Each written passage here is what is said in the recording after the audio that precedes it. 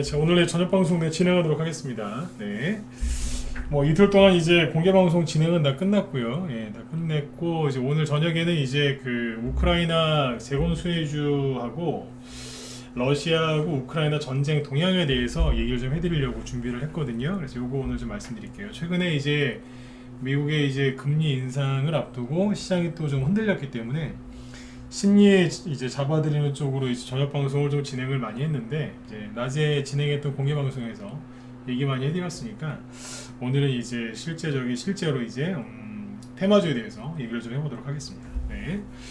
자, 일단은 이제 그 종목 얘기를 좀 하기 전에 오늘 저기 마감 시황 잠깐 얘기해드리고 그 다음에 이제 그 본론으로 들어가도록 하겠습니다. 네. 자, 일단은 이제 오늘 지수는 이제 상승으로 잘 마감을 했고요. 어제는 이제 개인들이 투매를 좀 많이 하셔가지고 그죠? 네, 좀 빠졌었는데 오늘 이제 코스피 지수는 0.5% 올랐고 그 다음에 코스닥은 1.1% 그죠? 어제 하락했던 거에 절반 정도 회복을 좀 하고 끝냈어요. 그래서 잘 끝나긴 했는데 어제 말씀드렸지만 차트 보시면 별로 기분이 안 좋아지실 겁니다. 차트를 보면 그쵸? 별로 기분 안 좋게 생겼어요. 그죠? 네. 아무튼 이거 참고해서 보시면 되겠고 그 다음에 그 오늘 있죠 그 뭐예요 어제도 그랬지만 오늘도 투자 종합을 이렇게 보면 별반 다를 게 없습니다. 이게 이제 최근에 뭐 환율도 많이 오르고 뭐 이런저런 이제 미국이 이제 금리 인상을 단행을 하면 0.75% 이상 금리 인상 단행을 하면 외국인들이 우리나라를 버리고 그 돈들이 빠져나가는 거 아니냐 이런 걱정들을 많이 하고 계시는데 실제로는 외국인이 빠져나가는 게 아니라 개인들이 지금 뭐 그래요. 아무튼 네.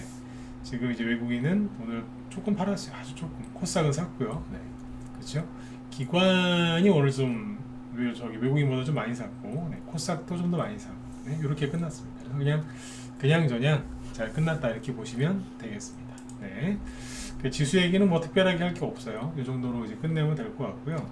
이제 뭐 내일 미국 시간으로 내일 수요일 날 이제 금리 인상 발표를 하는데 그거 결정될 때까지는 계속 이럴 거예요. 그러니까 내일이 수요일이죠. 그러니까 내일까지는 우리나라 증시 약간 애매할 거고 그 다음에 이제 목요일 날 새벽에 발표되는 거니까 목요일 날 증시 이렇게 보면은 대충 알 수 있겠죠, 그죠? 네.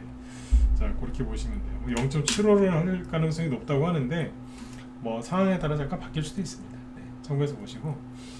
그리고 이제 오늘 뭐 본론으로 바로 들어가죠. 우크라이나 이제 재건 수혜주에 대해서 말씀을 드리려고 하는데 우크라이나 재건 수혜주를 얘기하기 전에 그죠? 우크라이나 전쟁, 즉 러시아하고 우크라이나 전쟁이 어떻게 진행되고 있는지 요거에 대해서 한번 먼저 얘기를 쭉 해드리고 이제 테마주 이제 종목들도 보고 차트도 좀 보고 그죠? 네. 조정이 끝난 게 어떤 건지 이런 것도 한번 쭉 한번 살펴보도록 하겠습니다. 네. 일단 이제 우크라이나 이 전황에 대해서 전쟁 지금 우리는 이제 주식시장에서 얘기할 때 시황이라고 그러죠. 전쟁 상황은 전황 이렇게 하지 않습니까? 그래서 전황이니까 거기에 대해서 얘기를 할 건데 주관적이에요. 예. 아무리 좀 객관적으로 얘기를 하려고 노력을 할 텐데 뭐 보시기에는 이제 주관적인 제 생각이 이제 들어가 있는 것도 있으니까 참고만 해서 보시면 되겠습니다. 뭐 이런 얘기할 때 막 서로 이제 생각이 다르다고 막 싸우는 경우도 막 시비를 거시는 분들도 계신데 그냥 참고하세요. 네. 전황 또는 시황은 그거를 해석하는 사람에 따라서 판단이 다를 수 있기 때문에 그죠? 네. 그거는 감안해서 들으시면 됩니다. 참고만 하시고. 네. 자, 그러니까 본인하고 생각들이 좀 다르시더라도 이해하고 들으시면 돼요. 네. 그러니까 이제 항상 그래요. 왜 전문가가 왜 저런 얘기를 할까? 그러니까 제가 강의를 하고 있지 않습니까? 그러면 저 사람이 왜 저 얘기를 할까? 할 때 그걸 강의를 들으면서 적으시지 마시고 저 사람이 왜 저 얘기를 왜 할까? 그 의도를 그러니까 방향을 파악을 잘 하셔야 돼요. 그렇죠? 네. 가장 어리석은 사람이 자기랑 생각이 다르다고 막 시비를 걸어요. 말 안 끝났는데 그런 사람들이 있고 그죠? 네. 오해를 하시는 경우들도 있는데 아무튼 오해하지 마시고 잘 얘기를 들으신 다음에 본인이 취할 게 있으시면 취하시고 뭐 아니면은 뭐 그죠? 네, 본인 생각대로 그냥 쭉 가시면 되겠죠. 그죠? 네, 참고로 이렇게 하시면 좋겠습니다. 네. 자, 일단은 이제 우크라이나 재건 수혜주가 최근에 좀 움직이는데 우크라이나 전황부터 잠깐 보죠. 전황. 네. 이게 그 공개 방송을 한 이틀 정도 하면 목이 잠겨요.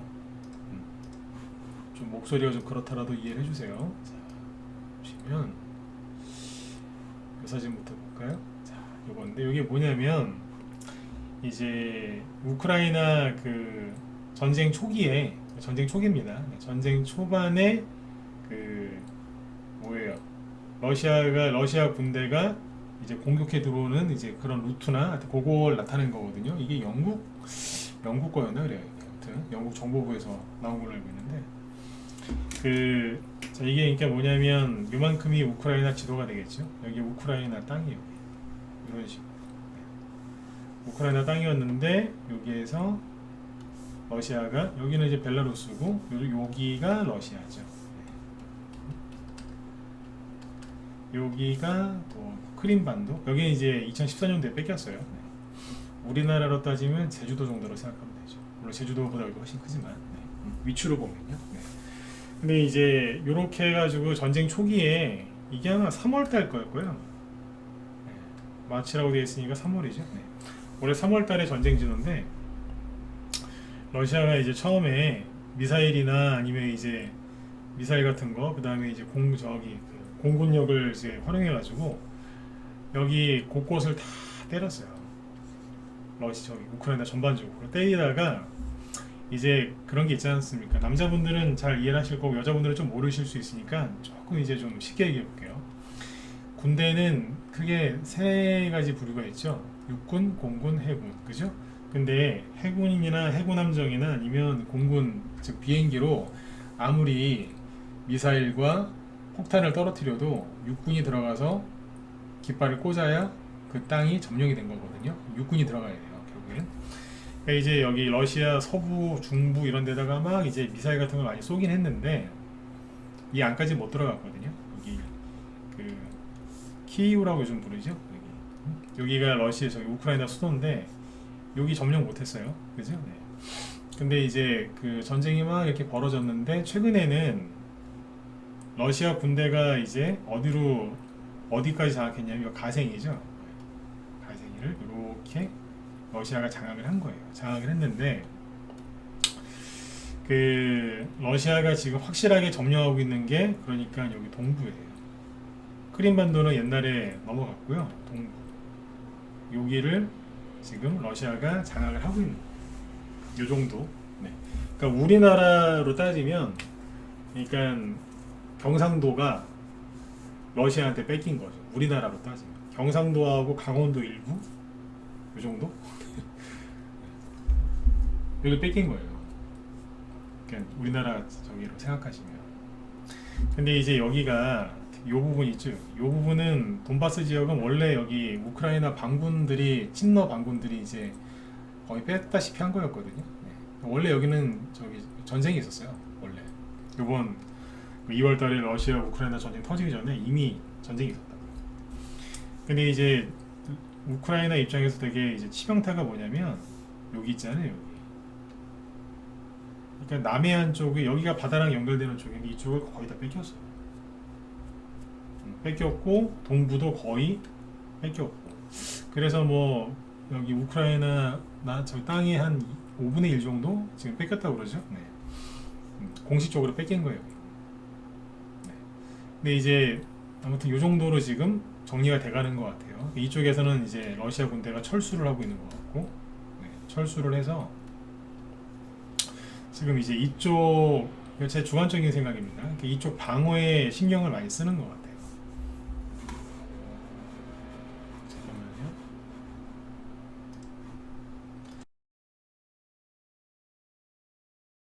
네네. 그러니까 지금 이제 그 우리나라에서 우리나라 뉴스를 보면은 문제점이 뭐냐면 저는 언론을 안 믿어요. 뉴스를 안 보냐 봐요. 보기는 보는데 반도 안 믿는 것 같아요 지금. 근데 아무튼 이제 그 뉴스라는 거 보면은 이제 우리나라에서는 러시아한테 불리한 뉴스, 즉 우크라이나한테는 유리하고 러시아한테는 불리한 뉴스만 나와요. 그거 좀 느끼지 않으세요? 아니 똑같이 전쟁을 하면 양쪽 다 피해가 있거든요. 그죠? 네. 그러면 우크라이나도 그죠? 굉장히 피해를 많을 텐데 제가 보기에는 우크라이나 전사자가 더 많을 거란 말이에요. 그죠? 군사 전문가들도 그렇게 얘기하고. 근데 러시아 군대 뭐 어디 뭐 탱크 비행기 추락한 거 막 이런 거는 막 보여주는데 우크라이나에서 실수하거나 불리한 거는 절대 안 보여줍니다. 그런 거 좀 느끼시는 분들은 이번 한번 찍어보시겠어요? 네. 불리한 거 절대 얘기 안 해줘요. 네. 이거를 잘 보셔야 돼요. 저는 우크라이나라는 나라를 이렇게 좋게 생각 안 하는데 객관적으로 최대한 얘기해 보자고요. 우크라이나에 대해서 부정적인 건 얘기를 절대 안 합니다. 그죠? 네. 그래서 아까 제가 먼저 그 얘기를 양해 말씀을 드린 거예요. 제 얘기가 굉장히 주관적으로 들리실 수도 있는데 참고만 하시라고. 네. 근데 지금 이제 이 얘기를 왜 꺼냈냐면 주식을 하는 사람은 뉴스 나오는 거를 잘 활용을 해야 되거든요. 근데 이제 결론부터 얘기하면은 우크라이나에 유리한 기사만 나오니까 우크라이나 재건 테마주들이 가요. 근데 우리는 미국의 우방이기 때문에 계속 앞으로도 우크라이나한테 유리한 기사만 나올 거예요. 그래서 테마주가 저는 앞으로 갈 거다라고 생각을 해요. 그러나 주식을 하시는 여러분들은 그 테마주를 사서 수익을 내셔야 되겠죠. 그죠? 네, 원하시면 수익을 이제 내셔야 되는데 들어가서 수익을 내신다 하더라도 정확하게 알고는 계셔야 돼요. 뉴스가 굉장히 편파적으로 나온다는 거죠. 그죠? 미국 입장에서 우크라이나 입장에서 얘기가 지금 많이 나온다는 거예요. 이해하셨죠? 그쵸? 네. 자, 그런데 여기서 이걸 보세요. 뭐냐면 지금 이제 뉴스를 좀 보여드릴게요. 이게 예를 들어서 이런 뉴스가 하나 있어요.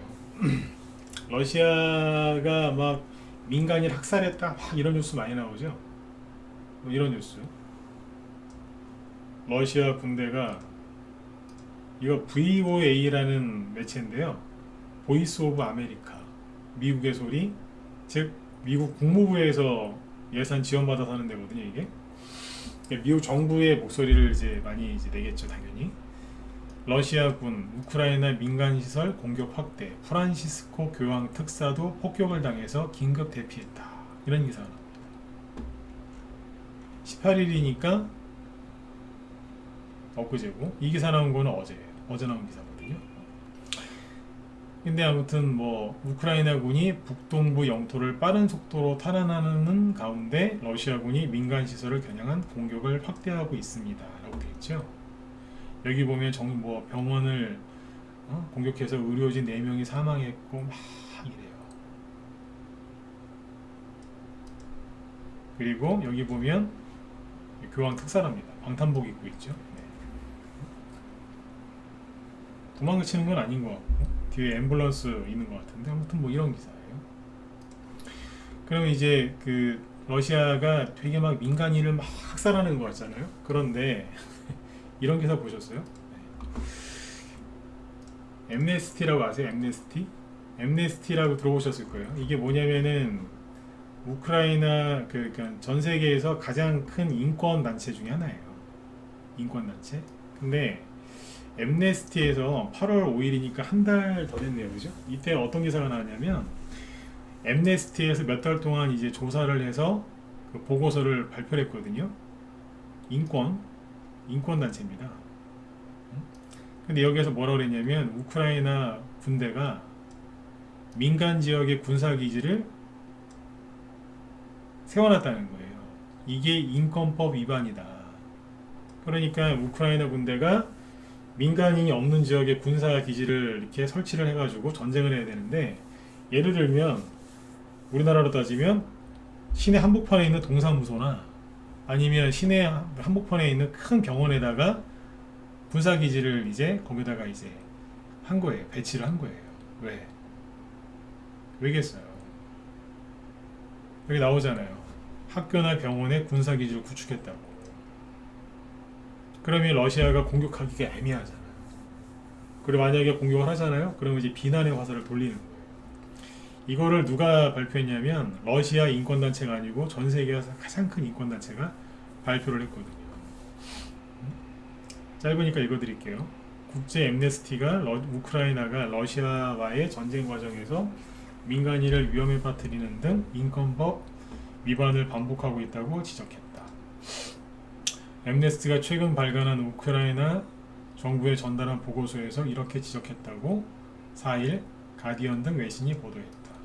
엠네스티는 지난 4월부터 7월까지 3개월간 조사를 벌인 결과 우크라이나군은 동부 돈바스 일대를 비롯해 북부 하르키우, 남부 미콜라이우 등 주요 전선에서 인구가 밀집한 주거지역에 진지를 구축했다고 밝혔다. 우크라이나 군의 이런 전략은 러시아의 공습으로부터 민간인을 보호할 수 없고 이는 국제법 위반에 해당한다고 엠네스티는 판단했다. 조사관이 여기 엠네스티 조사관이 방문한 29개 학교 가운데서 22곳이 우크라이나 군사기지로 쓰이고 있었으며 그중에 병원 5곳도 포함되어 있었다. 왜 여기다가 저기 군사기지를 여기다가 구축을 했냐 이거예요. 좀만 더 읽어드릴게요. 엠네스티는 보고서에서 우크라이나군이 주로 최전방 전선에서 수킬로미터 떨어진 민간인 지역에 군사기지를 건설해 운영해 왔다고 지적했다.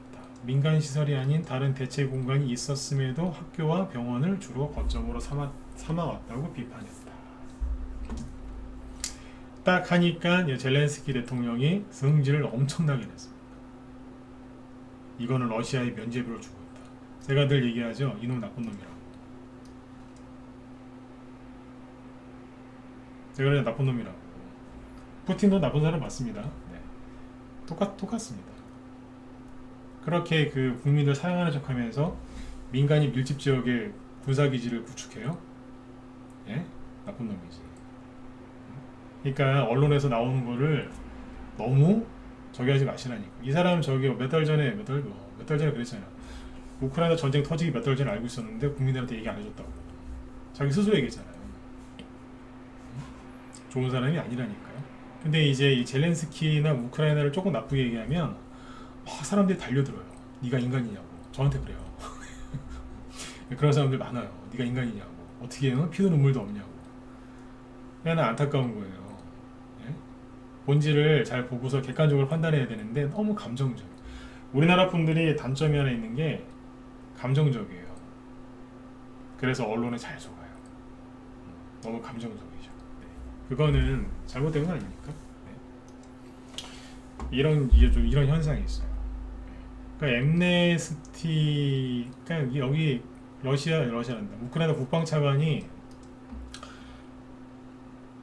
여기 국방장관이랑 차관이 뭐라고 변명했냐면 우크라이나인들이 집단 학살에 저항하고 그들의 가족과 집을 보호할 권리를 이런 식으로 말 같지도 않은 소리 인권단체한테 얘기하고 있는 거예요. 국방차관은 뭐라고 그랬냐면 우크라이나 군인들은 러시아 공격으로부터 방어하기 위해 도시와 인구 밀집 지역에 배치됐던 것이다.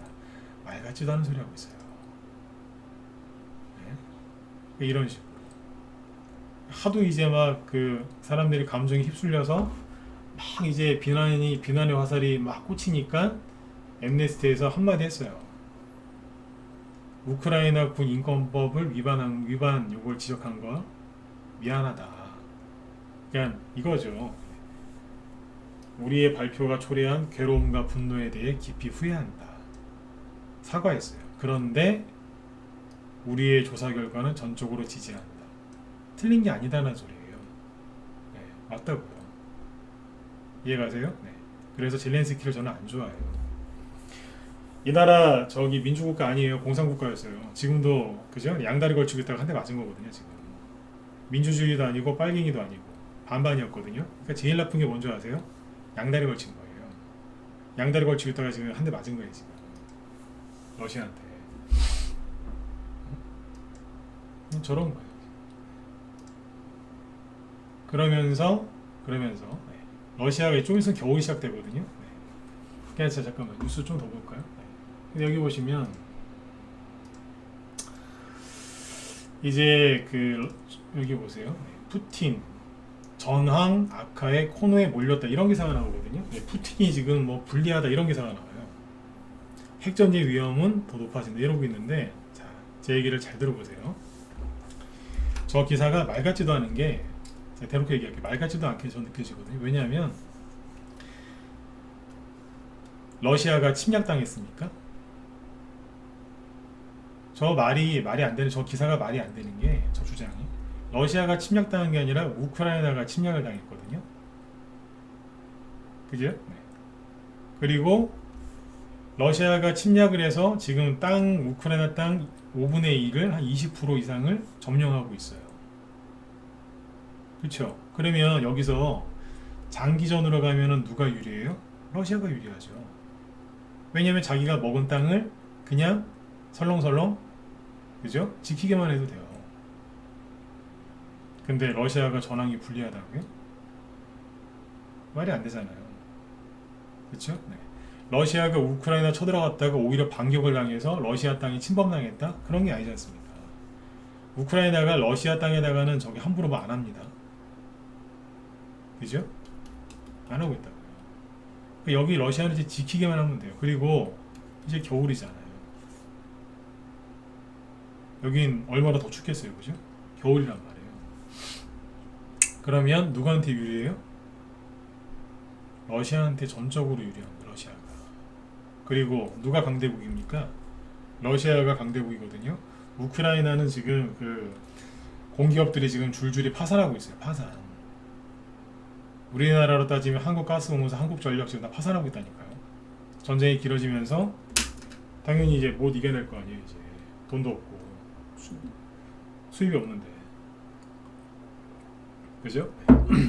자기네가 뺏긴 원자력 발전소에 우크라이나가 공격하고 있잖아요. 자기네들이. 그러면서 쇼를 하잖아요. 러시아가 그러고 있다고. 말도 안 되는 소리죠. 러시아가 자기들이 점령한 그 핵발전소에 자기들이 왜 쏩니까? 그러니까 우크라이나가 쌓아놓고서 자기들이 지금 막 난리지기는 거예요. 이게 이 전쟁의 지금 실체거든요. 코미디언을 대통령을 뽑아놓고 그 PD들이 정권을 잡았거든요. 드라마 그 PD들이. 그러니까 쇼를 하고 있는 거라니까 이게.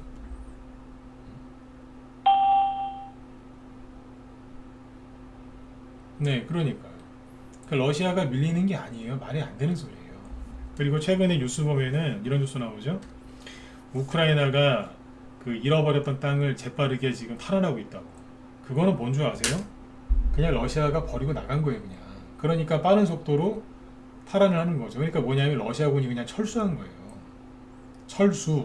철수를 했으니까 들어가서 그냥 깃발만 꽂으면 되는 거예요. 아무도 없으니까 싹 나가버린 거예요. 그러니까 빠르게 영토를 찾은 것처럼 그렇게 기사가 나오는 거예요. 여기까지 이해되셨으면 1번 찍어주시고. 네. 이해가십니까? 네. 안 그러면 그렇게 빨리 회복이 안 돼요. 나간 거예요, 그냥. 나간 거라니까 이거 그냥. 네. 근데 그걸 이제 언론에서 그렇게 얘기하니까 다 믿으세요. 근데 이거를 믿으셔야 되는 게, 테마주는 그래서 테마주가 움직이는 거라니까요. 제가 아까 결론을 먼저 얘기했잖아요. 그래서 테마주는 움직일 거다. 그러나 정확하게 알고 하셔야 된다.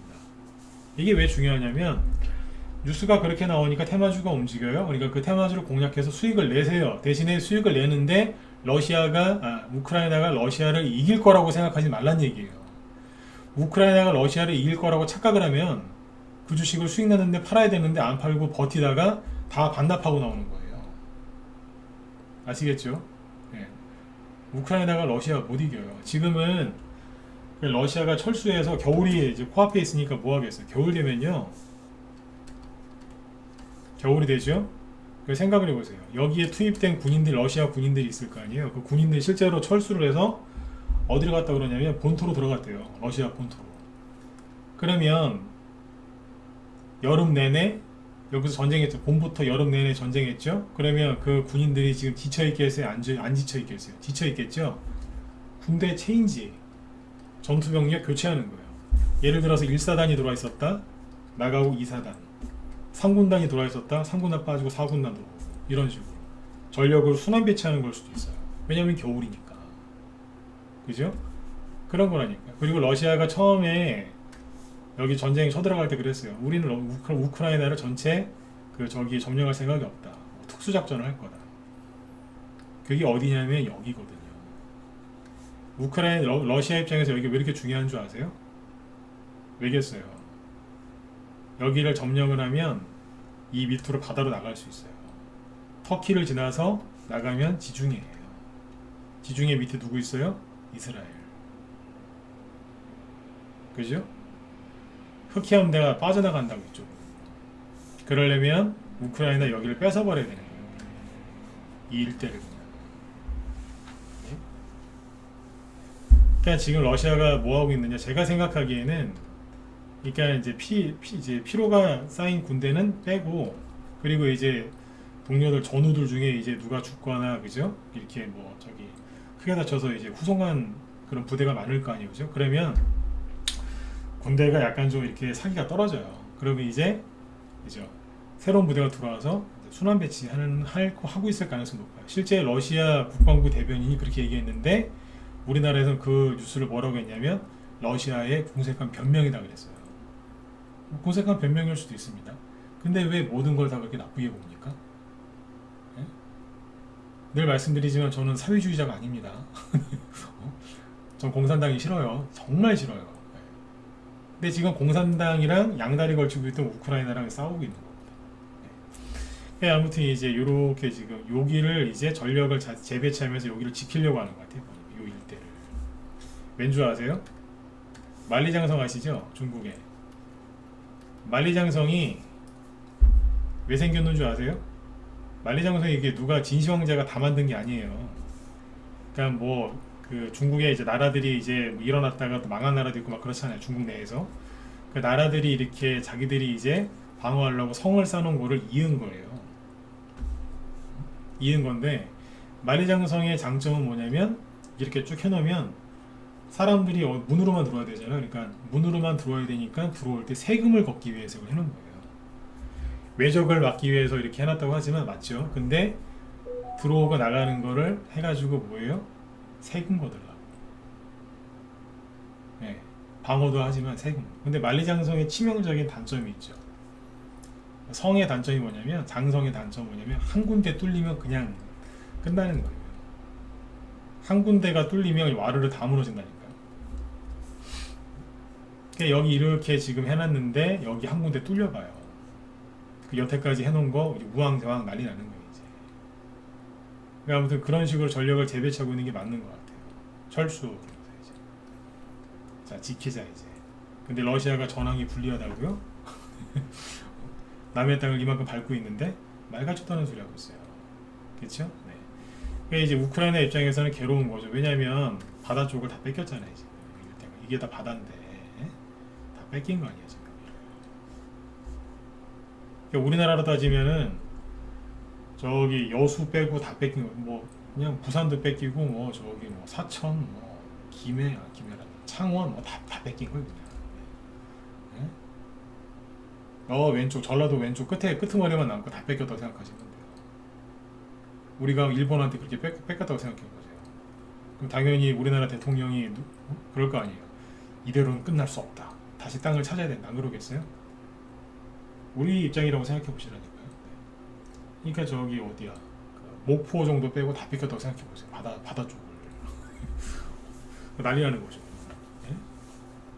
여기만 남았는데 지금. 요만큼. 네? 그죠? 네. 그래서 이제 지금 아무튼 러시아가 병력을 그렇게 재배치하고 있는 걸로 보입니다. 그래서 러시아가 지금 전황이 불리하다? 그거는 아닌 것 같아요. 네. 아셨죠? 네. 근데 이제 지금 아무튼 전쟁은 좀 더 올겨울 내내 지속이 될 가능성이 높아 보여요. 그죠? 네. 그리고 이제 우크라이나가 원래 지금 생각을 해보세요. 러시아 군대는 정규군이 많고 우크라이나 군대는 정규군이 아니에요. 잘 생각해 보시라니까요. 우크라이나 군인들 많이 죽었거든요. 그리고 군인이 그렇게 많지는 않았고 평상시에. 그러면 오합지졸일 가능성이 커요. 그냥 민간인인데 강제 징집돼가지고, 그죠? 근데 그 군대가 러시아 정규군을 어떻게 이렇게 잘 이기겠어요? 네? 탈환을 그렇게 빨리 한다고요? 말이 안 되는 소리지. 저기 어디에요? 뭐 미국이나 영국이나 독일 이런 정보부에서 우크라이나한테 좋은 정보를 많이 줬겠죠. 저기에 뭐 탱크 지나가고 있으니까 때려 부숴라 이러면 무기도 지원해주고, 무기보다 사실 정보도 되게 중요하거든요. 네. 전쟁을 이렇게 좀 하고 있는 것 같은데 군사력에서 우크라이나가 크게 딸립니다. 네. 그러니까 이거는 알고 계셔야 돼요. 네. 자, 이제 전황 얘기는 여기까지 해드리고, 네. 그래서 이제 지금 보시면 언론이 정리를 지금까지 했던 얘기를 정리를 해드리면 언론이 너무 우크라이나한테만 유리한 기사만 내보내고 있다. 그래서 테마주가 움직이고 있지만 테마주를 들어가셔서 수익 내실 때 잘 나오시는 게 중요하지 않겠습니까? 그죠? 네. 그래서 이 전쟁의 전황의 본질을 잘 보시고 너무 욕심내지 마시는 얘기예요. 우크라이나가 이길 때까지 가져가려고요. 그런 소리 나오면 이제 환장하는 거예요. 예, 그런 분들 계세요. 제가 이 얘기를 지금 30분 정도 왜 했냐면 죽으라고 얘기를 해드렸어요. 자, 러시아 그러니까 우크라이나 재건 수혜주가 참 좋지 않겠느냐. 자, 하지만 이러이러한 게 있으니까 수익 나면 잘 챙기고 나와라. 그래야 되는데 들어가서 또 이제 막 뉴스 나오는 거 보니까 러시아 푸틴은 조만간 죽을 것 같고 젤렌스키가 뭐 영웅이 될 것 같고, 예? 어떻게 젤렌스키 저런 사람을, 예? 저기 그 독일한 영국의 그 처칠 그 수상이랑 비교를 합니까? 예. 나쁜 놈들. 그 아무튼 이제 막 이제 뉴스 보니까 막 우크라이나가 막 러시아를 막 점령할 것 같은 그런 식의 뉴스가 나오니까 수익이 막 났는데 안 팔고 버티다가 다 끌려 내려오는 거예요. 네? 착각하지 마시고 수익 나시는 거 잘 챙기고 나오시는 거예요. 아셨죠? 네. 그래서 이제 그 우크라이나 그래서 테마주를 볼게요. 결론은 뭐예요? 네. 우크라이나가 이기고 있는 게 아니라는 소리예요. 언론에서 자꾸 그런 것만 나오니까 그렇지. 그러니까 우크라이나 재건 수혜주 중에 되게 많은데 최근에 상한가를 가면서 튀어오른 게 이거예요. 대무. 이름이 특이하죠. 대무. 자, 이게 우크라이나 테마주가 지금 어떠냐면 처음에 이제 상한가 치면서 한 게 여기거든요. 이게 4월 달이에요. 4월 말. 라이브 회원들한테는 제가 지난주에 얘기를 쭉 해드렸어요. 지난주. 왜냐면 지난주 목요일날 저희 방에서 그 우크라이나 재건 수혜주 추천 나온 게 있는데 그거 추천하면서 그날 쭉 얘기를 했었어요. 그 중에 이제 극히 일부만 여기서 얘기를 해드릴게요. 시간이 없어요, 시간이. 네. 시간이 없는 건 제가 농땡이를 부린 게 아니라 여러분들이 무방만 참여하시니까 저한테 시간을 안 주시는 거예요. 제 탓이 아니라고. 맞죠, 그죠? 자, 여기 보세요. 네. 이게 처음에 이제 우크라이나 재건 수혜주가 그때 급등을 여러 개 했는데 초반에 대장이 이거였어요. 상한가 나오고 한 방 더 나오죠. 그리고 불기둥을 뽑으면서 급등합니다. 여기는 6,000원, 여기는 12,000원. 그러니까 대충 100% 2배 급등한 주식이 되는 거죠. 그죠? 이렇게 급등을 했어요. 그리고 또 갈 것처럼 들었다 놨다 눌림목이 나오죠. 일명 가짜 눌림목. 그죠? 이렇게 거래가 엄청나게 많죠. 진짜 눌림목은 거래가 없습니다. 네. 예전에 유명한 그 광고 카피 있잖아요. 그 뭐예요? 용각산. 네. 진짜는 소리가 나지 않습니다. 예. 진짜 눌림목은 거래가 없습니다. 근데 거래가 많죠. 10중 8구가 아니라 10중 9.999999 네, 가짜입니다. 네? 아니 거래가 많은데 왜 못 가요? 맞잖아요, 그죠? 거래가 많은데 왜 못 가요? 가야지. 개인들한테 다 팔아넘기고 흘러내리죠. 물론 이 당시에도 계속 우크라이나한테 유리한 기사가 계속 나왔어요. 여러분들 기억하세요? 전쟁 초기 3월달에 푸틴 죽었다는 소리도 있었고요. 푸틴이 무슨 심각한 암에 걸렸다. 그런 소리가 KBS, MBC 이런 데서 많이 나왔어요. 그런 기사 보면서 아이고야 나쁜 놈들 그랬거든요. 예? 또 그런 기사 나오면 또 믿어요. 멀쩡하게 살아있잖아요. 예?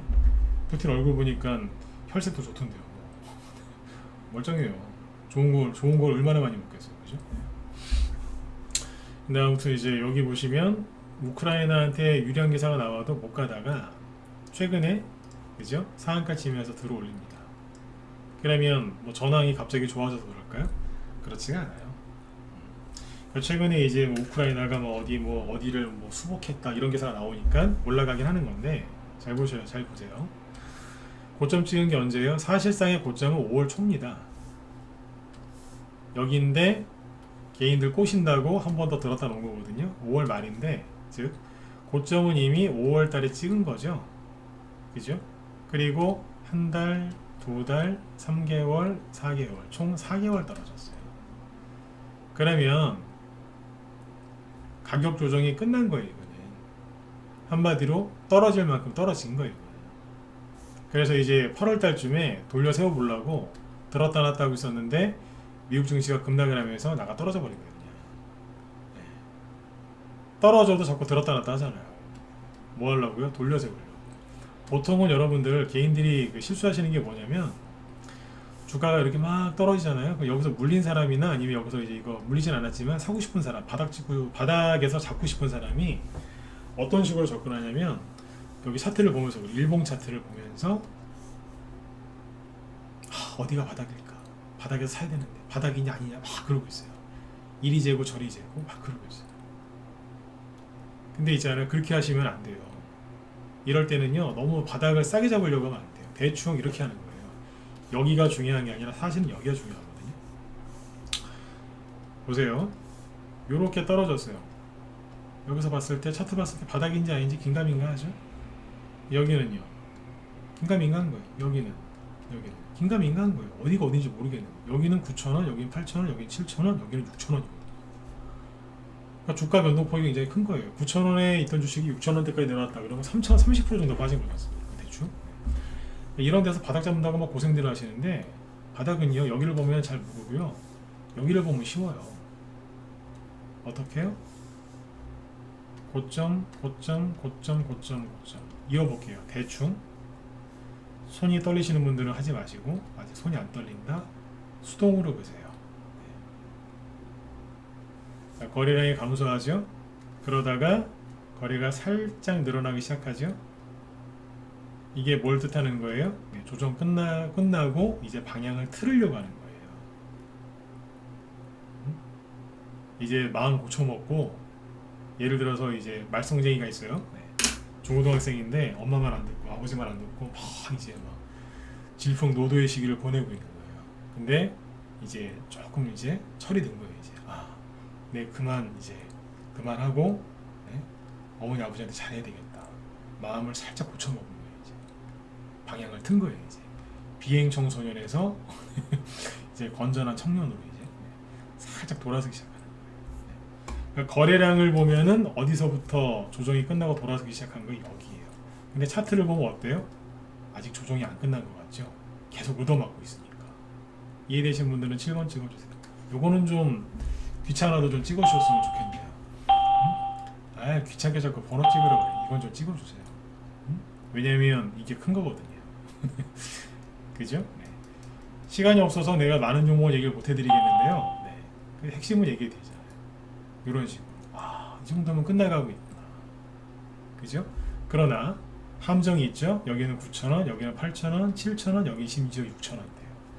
그러니까 매집할 때 제가 오늘 낮에도 얘기했지만 내가 매수한 게 반드시 바닥이다. 내가 매수한 게 맥점이다. 그래서 내일부터 더 이상 안 떨어지고 내일 바로 날아간다. 제발 그러지 좀 마세요. 주식을 잘하는 사람일수록 내가 오늘 바닥이라고 생각해서 매수했지만 더 떨어질 수 있다. 이거 내일 급등할 것 같아서 오늘 샀지만 내일 안 갈 수도 있고 다음 달에 갈 수도 있다. 그게 겸손인 거예요. 실력 있는 분들은 겸손해요. 말을 착하게 예쁘게 해서 겸손한 게 아니라 본인이 실수할 수 있다는 걸 인정하고 들어가요. 그래서 그런 사람들은 절대 신용 미수 몰빵 안 해요. 자기가 매수한 것보다 10% 20% 더 빠져도 자기 스스로를 자책하지 않아요. 처음부터 그럴 줄 알고 있었으니까. 네? 그런 자세로 주식을 하셔야 테마주도 잘하고요, 대형주도 잘해요. 근데 이제 대부분의 사람들은 뭐예요? 예, 얼마 전에 어떤 사람이 그러더라고요. 그날 증시가 2%인가 급락했어요. 막 승질내는 사람이 있어요. 왜 승질내세요? 아니 누가 주식을 지금 사도 된다고 해서 샀대요. 근데 다음날 지수 2% 폭락해가지고 자기가 지금 3% 4% 손실 보고 있다는 거예요. 승질나 죽겠다는 거예요. 네. 그런 사람들 많습니다. 네. 절대 손해보기 싫은 거예요. 절대. 네. 그런 사람들은요 절대로 돈을 못 봅니다. 그분이 돈이 아무리 많아도 절대 돈 못 봅니다. 돈이 적어도요 1,000만원 2,000만원 갖고 해도 네. 그래 내가 매수하고 나서 좀 더 떨어질 수 있지. 좀 시간이 좀 더 걸리네. 참자. 근데 되게 힘드네. 그래도 참자. 그분들이 단돈 1,000만 원 갖고 해도 그분들이 돈을 벌어요.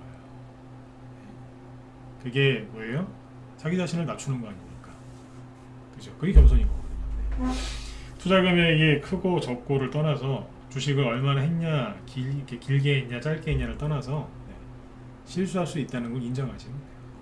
근데 이제 그러려면 약간의 이제 뭐예요? 실력이 좀 있어야 되잖아요. 약간. 그러니까 차트를 보면은 이해가 안 가는 거예요. 확대해서 보여드릴게요. 여기서 매수하는 사람이 있어요. 자, 이 정도면은 다 된 것 같지 않아요? 왠지? 그죠? 이제 올라갈 것 같잖아요, 이제.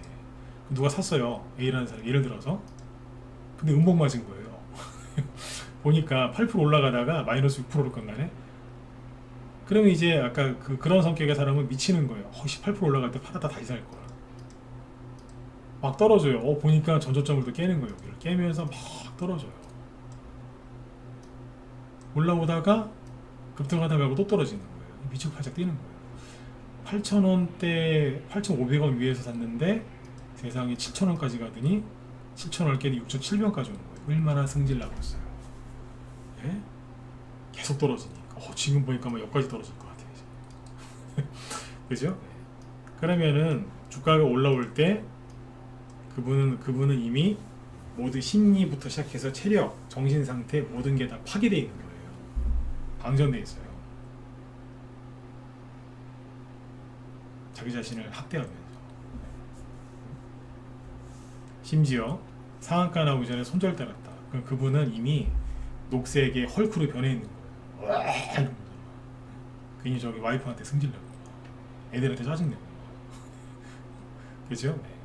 본인 잘못인데 본인이 처음부터 그래 내가 좀 빨리 샀네 돈 좀 남겨라 허허허 이러면서 그냥 넘겼으면 지금 웃으면서 팔아가지고 그죠? 애들 장난감 사주고 그죠? 와이프 돈 딱 주면서 나갔다 와 얼마나 멋있어요 그죠? 네. 그렇게 하면 되는데 못 견디고 막 그러는 거예요. 중요한 건 뭐예요? 거래량이 돌아서는 걸 잘 보셔야 돼요.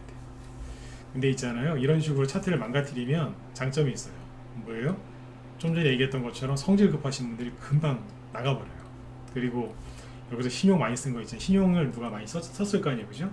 신용이 급격하게 줄어드는 현상이 있습니다. 설령 여기에서 안 줄어들어도 이런 식으로 급반응 나오면 바로 줄어듭니다. 무서워서 바로 나가버립니다. 아셨죠? 데모가 요번에 상한가 나오면서 올라오는 거예요. 그러니까 시간이 이제 거의 다 됐거든요. 9시가 다 됐거든요. 그러니까 인터넷에 검색해서 관련주 찾아보세요. 많아요. 수십 개 나올 거예요. 수십 개. 근데 이 중에서 하나 더 얘기할까요? 하나만 얘기하면 야박하다 그죠? 현대 에버다임 상한가는 안 나왔는데 잘 돌려세고 있죠. 근데 급등하기 전에 뭔 짓 했어요? 계속 끌고 내려갔어요. 이게 상한가에 준하는 양봉인데 이거 나오기 이틀 전에 전저점 깨면서 마이너스 5% 급락했었어요. 얼마나 힘드셨겠어요. 갖고 있는 겁니다.